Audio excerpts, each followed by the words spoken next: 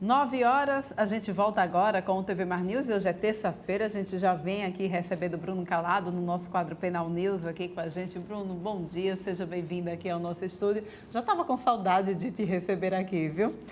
Olha, hoje você traz um tema bem interessante para a gente, né? O exercício ilegal da advocacia. Afinal de contas, gente, ontem Marcel assistiu inclusive à prisão de um homem que se passava por advogado. Isso é crime, não é isso, Bruno? Bom dia. Bom dia, Porlane. Bom dia a todos os telespectadores da TV Mar. Já estava com saudade, Porlane, aqui, nós dois aqui à frente do TV Mar News. Viderlan com maestria apresentando aqui esse programa, né? Também esses tempos todos, mas você de volta aqui. Então seja muito bem-vinda de volta aqui ao TV Mar News e ao Penal News aqui no quadro, né? Então eu trago hoje esse tema, o exercício ilegal da advocacia. O exercício ilegal da advocacia fazendo menção ao caso, como você disse, de ontem, de um cidadão que se passava por advogado, exercendo atos privativos de advocacia, certo? Fazendo audiências, inclusive, deliberando com juízes, se passando por advogado sem ser, né? Ele alega que era docente do curso de Direito, aluno do curso de Direito da UFAL, e tinha, inclusive, uma boa conversa, uma conversa mais instruída, sabia dos procedimentos e se passava como advogado. Então, eu trouxe essa questão, o exercício ilegal da advocacia. E você me pergunta, é crime exercer de forma ilegal a advocacia? E eu digo que sim, é crime. O ordenamento, ele costuma dizer que é uma infração penal. A infração, ela é subdividida em crime e contravenção. Mas eu digo, eu aglomero isso aí de forma mais abrangente, dizendo que tudo é crime. Porque crime é fato típico, ilícito e culpável. E isso é um fato típico, porque é previsto em lei. É um fato ilícito, porque é proibido, e é um fato culpável, porque ele pune quem comete esse tipo de contravenção. Então, é uma contravenção penal você exercer, certo, de forma ilegal, que não atenda aos requisitos, às condições impostas por lei, qualquer profissão, certo, para proveito próprio ou alheio, para fins econômicos, né, e de forma que você venha prejudicar um terceiro. Você venha prejudicar a vítima daquele crime, né, a vítima daquele exercício. Então, exercer de forma ilegal, principalmente agora fazendo menção à advocacia, é uma contravenção penal trazida em lei.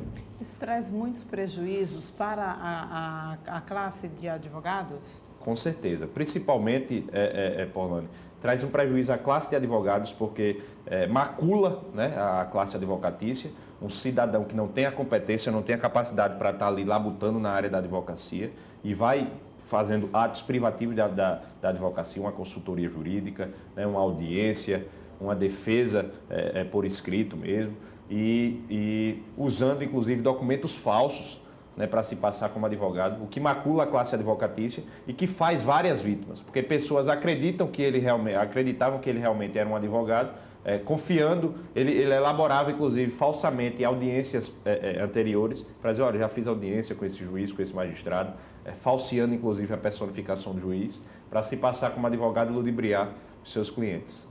Agora, Bruno, você mencionou aí que ele já fez audiências, não é isso? Para advogar, é preciso que, além do profissional ter a graduação em Direito, ele precisa ter a OAB também, que é o registro, né, que dá direito a ele, então, de fazer o seu trabalho, exercer o seu trabalho como advogado. Num caso como esse, ele tinha falsificado também a carteira da OAB, é isso? Sim, ele tinha falsificado, usado um número, todo advogado ele tem um número de inscrição nos quadros da Ordem dos Advogados do Brasil. Então ele usava falsamente um número inscrito em um número já existente, né? Então houve também uma falsidade ideológica. A falsidade ideológica ela é alcançada, Porlane, quando alguma autoridade, certo, é ludibriada. Então, se ele chegou a fazer uma audiência e ludibriou, enganou um juiz, um magistrado, ele, então, cometeu o crime de falsidade ideológica. Ele se passou por alguém que não era, né? Ele adulterou o documento público para se passar por alguém que, de fato, não era. E o que deve acontecer, então, com uma pessoa que comete um crime como esse? Olha, Porlane, ela deve responder processualmente, né? É um crime ínfimo, uma pena ínfima, é trazido pelo artigo 47 da Lei 3688, se não me engano, que é a Lei das Contravenções Penais, o que eu sou muito contra. É um crime que traz uma pena de 15 dias a 3 meses. Nossa! Então você lida ali Tudo bem que nessa situação, lidando com a liberdade da pessoa, né, que é o segundo maior bem jurídico a ser tutelado. O primeiro é a vida, o segundo é a liberdade. Né? Então, o cidadão estava lidando com a liberdade das pessoas, ali atuando falsamente como advogado e prejudicando vítimas. Então, o mais prejudicado aí não é quem comete o crime, é quem é vítima do delinquente. Né? Então, eu já passei por situações atuando como advogado, Orlando, de uma pessoa que se passou como médica no HGE. Ela era estagiária de psicologia e quando uma neurologista saía do seu expediente, ela pegava a bata da neurologista, certo? E se passava como neurologista, chegou a prescrever sondas no HGE. Nossa. Então veja que perigo lidar com a saúde da pessoa ali, exercendo ilegalmente uma profissão. Pois é, a gente vê casos, né, Bruno, como esse repercutir também no país inteiro. Infelizmente, muitas pessoas que cometem o crime também, como você bem disse, né, de se passar por falsos médicos que lidam diretamente com a saúde da pessoa. Também pessoas que acabam... engenheiros também que acabam assinando obras que não deveriam, ou seja, realmente, o que a gente deve pedir, né? De que forma a gente deve cobrar que os conselhos de cada classe façam fiscalizações? Seria isso que poderia resolver? Com certeza. Não é possível, né, que todos os conselhos tenham comissões. É possível, sim, que todos os conselhos tenham comissões, mas a fiscalização chega a ser impossível no combate total dessa situação. Porque, veja, o cidadão que se passava, ele chegou a ludibriar o Poder Judiciário, chegou a ludibriar o próprio magistrado, os serventuários da Justiça.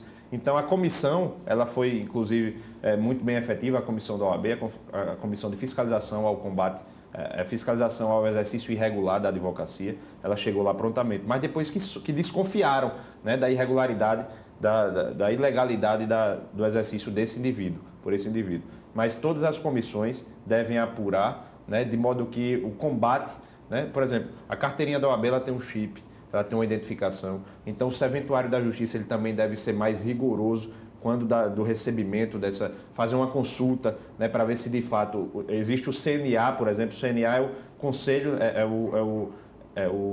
um órgão da OAB, é um site da OAB, inclusive, que você consegue verificar se aquele advogado realmente está inscrito nos quadros de OAB.